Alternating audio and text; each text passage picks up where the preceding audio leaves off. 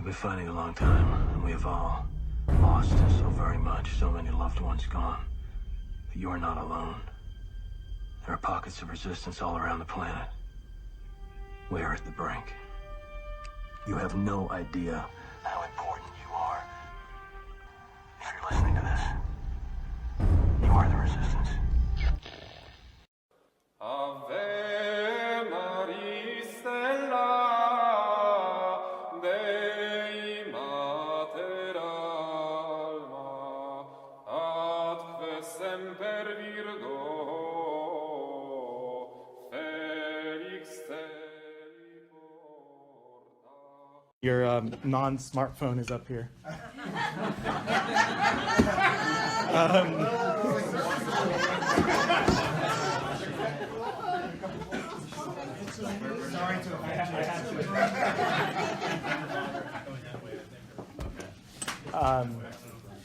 So my name is Michael DiStefano. Many of you know me.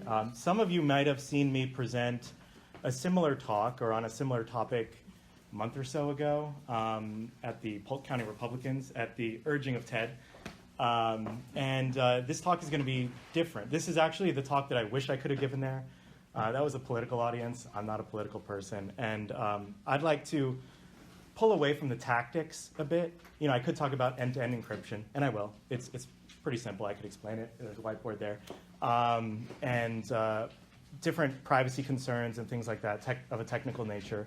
But really the purpose of this talk is to step back and talk a little bit more about the strategy and the underlying philosophy that got us into this current situation. So I don't have a PowerPoint or anything like that, so you'll have to deal with me. That was, yeah, Jason was very happy when he heard that I wasn't going to use the PowerPoint. So very briefly, a little bit about me and technology. So my wife and I are both software engineers. She's got a master's degree, I don't, so she's better than me there. And we both met in Silicon Valley. We met each other there. It's kind of like the tech mecca that you end up in if you're working in software. So we met there, and we also found Christ there. Both of us were secular agnostic or atheists, and in San Francisco found the church. So good did come out of that. And technology played a part in that, and I'll get into that. But my history with technology, I ran my first server before getting to high school. I've been involved with technology in a professional capacity since before graduating. I have a degree in computer science. I've worked for and started a slew of technology companies of different sizes, some of which you've heard of. Yeah, I'm just a general enthusiast about technology. So that's enough about me. But I think where I'd like to start is where we are today. So many of us are kind of, I was talking to Jason about this, many of us go to sleep with this conflict. We have this guilt where we feel like we have to reject technology because we know all the evils that it represents and all the evils that are on technology platforms and the companies that offer it to us. But at the same time, we see its utility. And we see the good that comes out of it. We see, for myself, you know, converting. I went to a Catholic high school, and the message didn't reach me there. The message reached me on the internet, frankly. And I was able to find materials and YouTube videos and things of that nature that exposed me to a side of the faith and philosophy, and specifically Aquinas, that really I had no exposure to previously. And so I think a lot of us see this. We see the value that technology can offer, but we also have this urge to reject it all. And some of us look longingly at the Amish. You know, I know myself, I did. In fact, I was making fun of Jason for having a dumb phone, but I actually went with a dumb phone for a year. The only reason I got a smartphone is because my house here doesn't have cellular service. So I'm very familiar with that tendency to want to reject all technology. But in reality, the Amish aren't relevant. They don't have any impact on the culture. And as Catholics, we're not called to completely reject the culture. You know, we're called to be in the world, not of the world. But we can't simply reject the culture and leave the culture to be built by others. We're meant to build the culture ourselves and to be leaven to the world and the salt of the earth. And so we can't just eschew all technology and allow others and cede that the shape of technology to others who are building it not in the image and guided by the light of faith, but by secular or other philosophies. So I think a lot of us come to this position of this angst because we're beleaguered. We feel torn between the two sides of this, what I'm calling a false dichotomy. Sorry, I have to, Jason, use my title. I know you were defending the Luddites to me, but I said we have this false dichotomy of becoming a digital Luddite or an Instagram addict. And really that's a false dichotomy, and that's what I'm here to present. And I think part of how we got here is basically for the last decade and a half, we've changed our view of technology from being a powerful tool that we can use to accomplish ends, whatever those ends may be, to an oppressive master. And a lot of this has to do with two major companies, which is Google and Facebook, and kind of the industries that took shape around those two companies. Now, Google is basically an advertising company. And they've gotten their tentacles into everything to track what we do online and to track you so that they can deliver more effective advertising. And Facebook has done largely the same. Both companies have commoditized our relationships. But if we can think back before them, I think we had a much more positive view of technology as a tool to be used, not a tool to use or oppress us. And so the analogy I like to use is junk food. We all know, McDonald's and junk food. Hello, this is Brian. Hi, Diane. That's a perfect water break.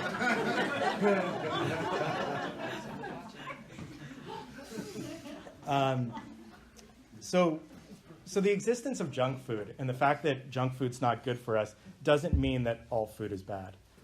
And that's the analogy that I'd like to use to suggest that the tendency to reject technology, while it may be animated by something good, is to throw the baby out with the bathwater.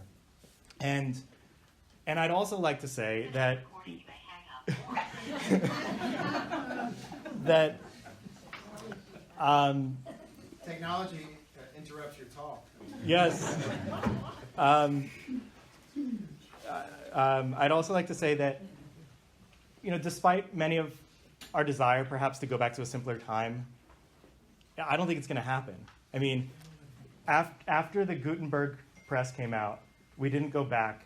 There were arguments against publishing and against literacy, and there are still arguments. I've encountered them, but we didn't go back. And as Catholics, what we did was we learned how to use that technology to spread the word, to spread the gospel, and we didn't necessarily use publishing houses run by seculars or secular inhabitants or Protestants. We started our own publishing companies, and so I'm going to kind of use that as an example of where we're going here.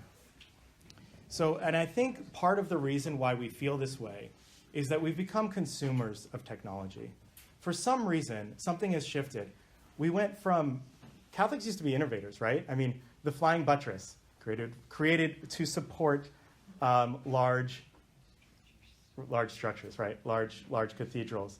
But for some reason, we've ceded this control, and we view technology as something that's created by others that we simply consume. In a way, it's like we're operating in a playground created by others. And basically, technology is an artifact that is made in the image of its creator. And so it's going to reflect the beliefs and the philosophy of that creator. And if we cede control of the creation of technology to others, we're going to allow it to be shaped in a way that doesn't reflect Catholic values and is hostile to Catholic values.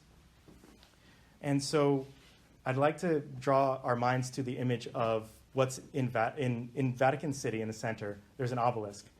And when we brought that obelisk there, what did we do? We put a cross on top of it. We didn't destroy the obelisk. But then we didn't stop there. We built a city and a civilization around it.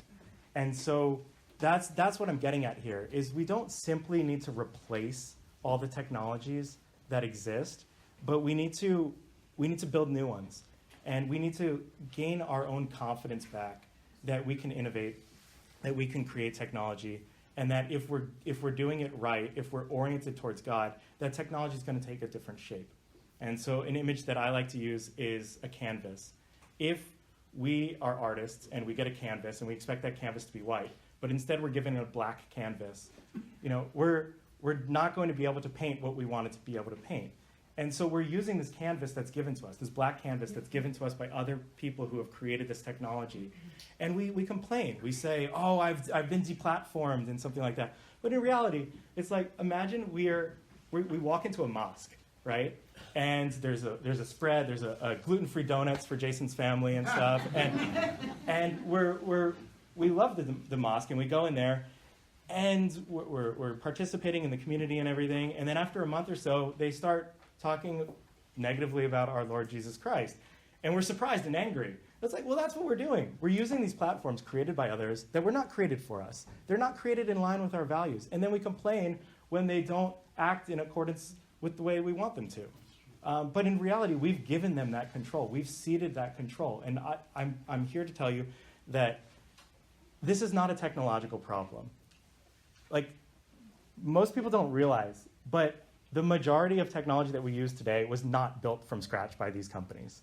So I don't know how many of you have used WhatsApp.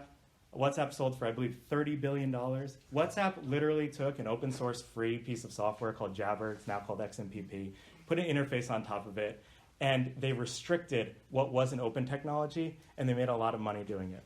Google, Gmail, right? Email is an open standard. The reason you can send email from your Yahoo account to your Google account is because one company doesn't control email, right? And yet, what these companies do is they take a business model and a huge marketing engine, and they take existing technologies and they restrict them, and that's how they make money. They are not necessarily, I mean, some things, don't get me wrong, some things are created from scratch. But I think, somebody, one of the previous presentations, I don't remember if it was Jason or Carlton, said that technical language is meant to distance us. And it's really used in a way, I mean, we see this in the medical profession especially, right? It's to set up an asymmetry so that it shows who's a leader and who's doesn't really know what's going on. And it sets up an asymmetrical power structure. And my industry is definitely guilty of doing this as well. And it's guilty of scaring us and implying that we can't build this stuff. Like, oh, we're so high and mighty, us software engineers. We used to call ourselves programmers. Now we use software engineers because I think a lot of scientists have physics envy, and software engineers have like physical engineering envy. And so programmers not good enough, so we like calling ourselves engineers to feel more special. I'm a sanitation engineer. So this isn't a technical problem. We're at, and this is what I want to communicate really, and this is one of the main messages, is that we're on this major cusp. We have all these building blocks at our disposal, and we can build this technology, the same exact building blocks that the big tech companies are using. Your iPhone, your Mac. Many of the older people in the room have heard of Unix. They're literally running a version of Unix. They did not create those things from scratch. They took something that was created by a bunch of hippies in the universities in the 60s and 70s, and they turned it into a product. All these components are off the shelf. And so to go back to that mosque, it's like going into the mosque and complaining when they talk about Jesus in a way that we don't, that denigrates him and Our Lady. While there's the building blocks, like pre-made components to assemble a church right next door. Right? And that's literally the situation we're in. It is not difficult to build these things. And there's a glut of free technology out there. And there's a lot of people. In fact, I gave a talk almost 2 years ago now in San Francisco at my parish there to a bunch of software engineers who worked for the big tech companies. And I called it Engineering the Benedict Option. And one of the things that I was talking about was that not only do we have to create alternatives, we have to create new technology guided, that's going to be that white canvas for us. That's not going to be the black canvas. If Catholics built YouTube, it wouldn't look like YouTube. It would look very different. But these technologies were created and guided by different forces, different philosophies, most of which is centralization. And this actually has a big impact on how people think. And so this is like near and dear to my heart because a lot of the people I would encounter in San Francisco and in Silicon Valley simply did not know. They have such a caricature of the faith. And I think a large part of this, I've thought about this a lot, is a conflation with technical progress with societal progress. And so what they do is they see all this technical progress and they say, well, there must be a progressive trend towards history. And then they say that our politics must mirror the technological development. And that's largely because us Catholics are not creating technology, right? In the Middle Ages, we were it, right? I mean, the flying buttresses, the beautiful squares, the cathedrals. But as I said, the artifact of technology is shaped in the image of its creator. I mean, imagine like if Father's homilies were given in a megachurch, like with lights and everything, and then a big microphone, right? They need a coffee break. I hear they have coffee shops in their own north there. Maybe. Yeah, I mean, and so my point is, like, if Catholics are going to build a megachurch, it's not going to look like a megachurch, it's going to look like a cathedral. And if Catholics are going to build technology like YouTube, it's not going to look like YouTube, it's going to look like something else. And so what is that something else? And that's what I want to talk about. And Jason warned me not to talk about solutions, but I'm ignoring his advice here. Because Good start.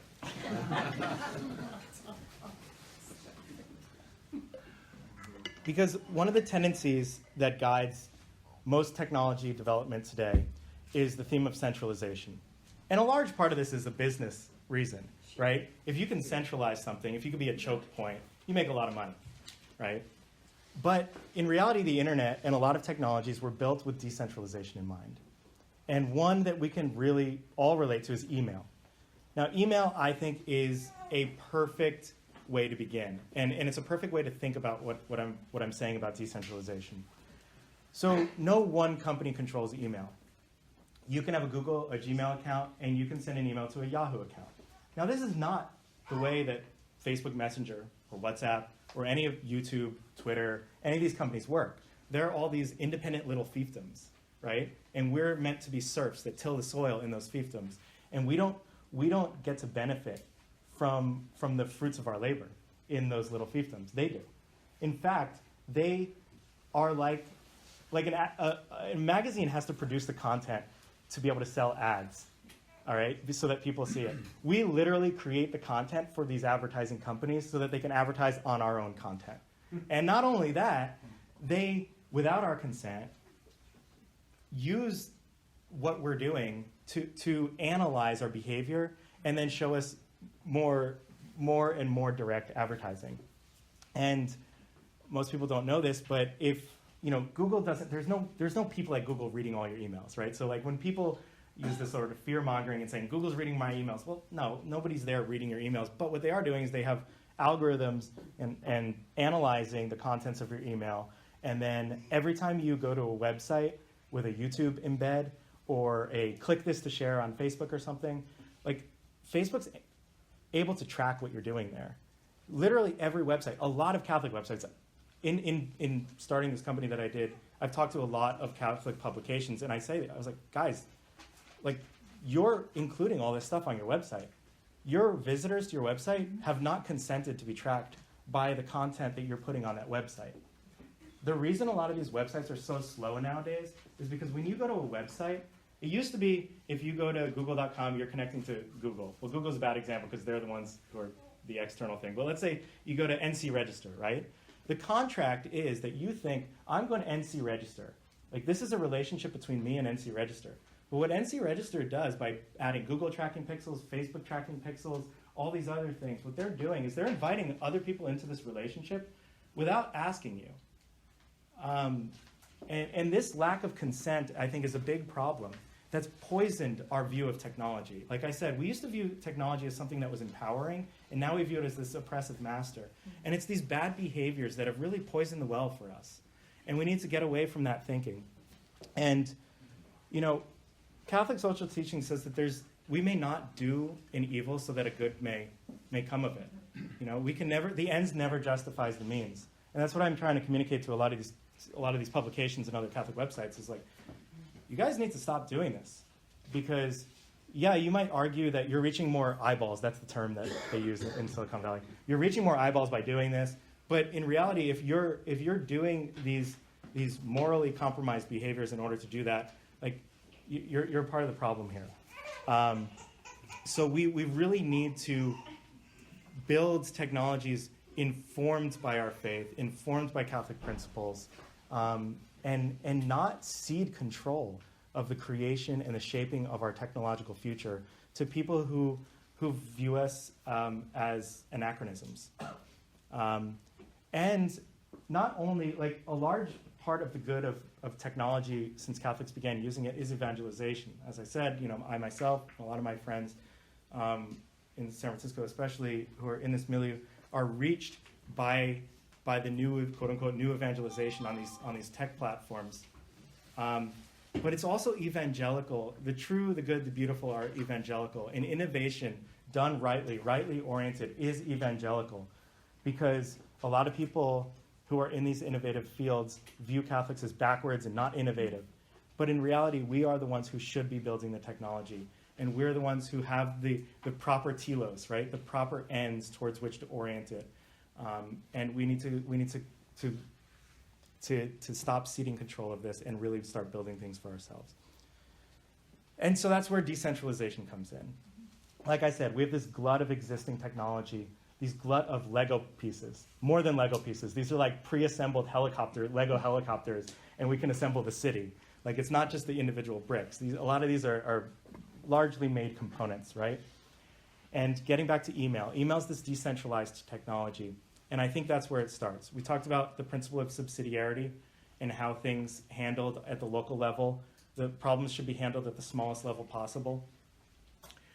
By creating decentralized versions of technologies, it allows us to interact with others as individuals and on a local level. And the beauty of the internet is the connectedness that we can have to people at different distances. The amazing thing about decentralized technology is that you can link these together. Just as like individual medieval parishes can be linked together by roads, decentralized technology, we create these little communities, but they're linked together. And they aggregate together just like email servers do. Just like if you've got, I run an email server, you have other people who run email servers, and they all link together, right? And they all interoperate, but it allows for the thriving and the building of small businesses. YouTube's another example. There's a lot of talk about creating a conservative YouTube or a Catholic YouTube. But what I like to say is that the answer to big tech is not big Catholic tech, just as the answer to Walmart is not Whole Foods, but farmers markets. And we really have an opportunity to participate in the development of technology, not to reject it, to shape it, and to bring God into it. Because by rejecting technology and by ceding control of its development, we're basically depriving God of any influence in technological development. And like it or not, technology plays a huge part in our lives. And so that's really what I wanted to say here. Now, I'm more than happy to explain how these things work technically and everything. But that's my main thesis, is that as Catholics... Michael, will you tell us about your email service? Yes. Oh, yeah. So I mean, like I said, not only is Google Without and being Facebook... bashful, sorry. Not only when you're, going to a website, does Google and Facebook have tracking pixels that are tracking you all over. They're reading your email, and you might have consented to that by signing up for a Gmail account, but people who send you an email did not consent to that. And so one of Google's strategies is to go into an industry and to dominate it to such a degree by operating at a loss, because they could sustain those losses, and to dominate it and to completely decimate the competition, and then they can raise their prices. I mean, we see a lot of businesses do this. Starbucks does this to small coffee shops and stuff. And so I think email is really the most important technology to begin with here, because it is a distributed technology and it paves the way, because people are familiar with it, because it's not yet controlled by any one company. And so I started an email server called Fide. Fide. Fide.email. So not .com, .email. That actually works. Yeah, so it offers email accounts. So how does somebody sign up for that? You go to fide.email and That's it. that's it. Yeah. F-E-E? F-I-D-E-I, Fide. FIDI. Fide. Yeah. Yeah. Father, what does Fide mean? Yeah. So the slogan is email for the faithful. F-I-D-E-I .email. Yeah. F-I-D-E-I. Yeah, .email. But in reality, email's not where I want to stop with this. So since launching this email server, it was New Year's Eve last year, so pretty recent, only a little over a month. We've got a lot of actually Catholic businesses using it, and individuals. And my friend who in Silicon Valley was a skeptic has since come on. So he's since come on, and so we're building this and talking to a lot of other people, and using email as the sort of beachhead to get the word out there that this is possible. This is possible to do. And we need to stop thinking that we need to be on the defensive here, and we could actually shape technological development going forward.